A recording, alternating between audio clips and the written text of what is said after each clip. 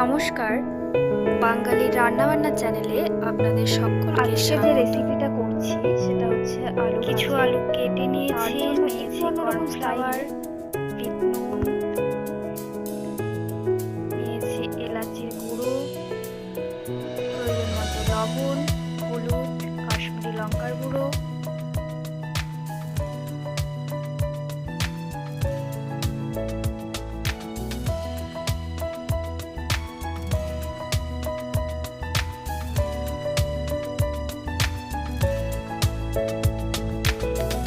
এরপরে প্যানে কিছুটা জল দিয়ে দেব।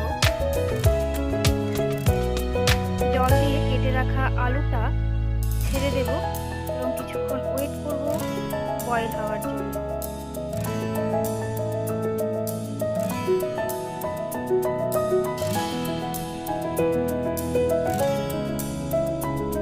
এরপর বয়েলড আলুটা পরিষ্কার সাদা কাপড়ে মুড়িয়ে কিছুক্ষণ রেখে দেব শুকানোর জন্য। তারপর থালায় ছড়িয়ে নেব। এরপর আলুতে কিছুটা লবণ ছিটিয়ে নেব, প্রয়োজন মতো হলুদ ছিটিয়ে দেব, আপনারা যেভাবে সেটা খান। এরপর কিছুটা এলাচের গুঁড়ো দিয়ে দেব।